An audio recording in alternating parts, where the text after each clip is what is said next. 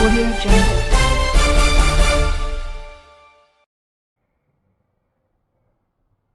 ತುರುವೇಕೆರೆ ತಾಲೂಕಿನ ಅರೆಮಲ್ಲೇನಹಳ್ಳಿ ಪ್ರಾಥಮಿಕ ಕೃಷಿ ಪತ್ತಿನ ಸಹಕಾರ ಸಂಘದ 50ನೇ ವರ್ಷದ ವರ್ಷಾಚರಣೆ ಹಾಗೂ ಗೋದಾಮು ಕಟ್ಟಡ ಉದ್ಘಾಟನಾ ಸಮಾರಂಭದ ಅಧ್ಯಕ್ಷತೆ ವಹಿಸಿ ಮಾತನಾಡಿದ ಸಂಘದ ಅಧ್ಯಕ್ಷ ಶ್ರೀಧರ್ ಅವರು, ನಮ್ಮ ಸಹಕಾರ ಸಂಘವು 1960ರಲ್ಲಿ ಕೇವಲ 1500 ಷೇರು ಹಣದಿಂದ ಪ್ರಾರಂಭವಾಗಿ ಇಂದು ಹೆಮ್ಮರವಾಗಿ ಬೆಳೆದಿದೆ.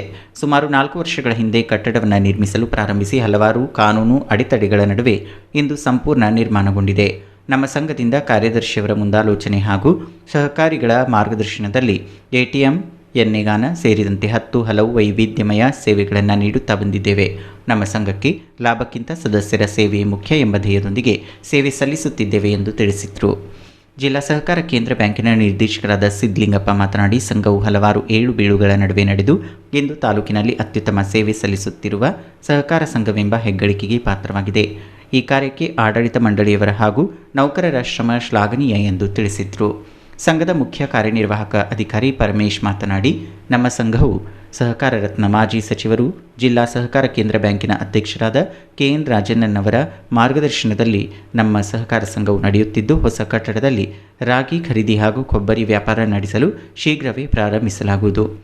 ನಮ್ಮ ಸಂಘದಲ್ಲಿ 10 ಹಲವು ಸೇವೆಗಳು ದೊರೆಯುತ್ತಿದ್ದು, ಇದರ ಸದುಪಯೋಗವನ್ನು ಸದಸ್ಯರು ಹಾಗೂ ಗ್ರಾಹಕರು ಪೂರ್ಣವಾಗಿ ಬಳಸಿಕೊಳ್ಳಬೇಕು ಎಂದು ಕರೆ ನೀಡಿದರು.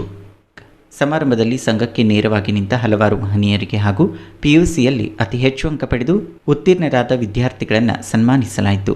ಈ ಸಂದರ್ಭದಲ್ಲಿ ತುಮಕೂರು ಜಿಲ್ಲಾ ಸಹಕಾರ ಯೂನಿಯನ್ ಉಪಾಧ್ಯಕ್ಷ ವಿಜಯಕುಮಾರ್, ಸಹಕಾರ ಸಂಘದ ಉಪಾಧ್ಯಕ್ಷರಾದ ಕೆಂಪೇಗೌಡ, ತುಮಕೂರು ಜಿಲ್ಲಾ ಸಹಕಾರ ಕೇಂದ್ರ ಬ್ಯಾಂಕಿನ ಮೇಲ್ವಿಚಾರಕ ಹರೀಶ್, ವಕೀಲ್ ನಾಗೇಶ್, ಕನ್ನಡ ಸಾಹಿತ್ಯ ಪರಿಷತ್ತಿನ ಅಧ್ಯಕ್ಷರಾದ ರಾಜು, ಮುಖ್ಯ ಕಾರ್ಯನಿರ್ವಾಹಕ ಅಧಿಕಾರಿ ಪರಮೇಶ್ ಸೇರಿದಂತೆ ಇನ್ನುಳಿದವರು ಉಪಸ್ಥಿತರಿದ್ದರು. ಮಂಜು ಗುರುಗದಹಳ್ಳಿ, ಭೀಮ್ವಾದ್ ನ್ಯೂಸ್, ತಿಪ್ಟೂರ್.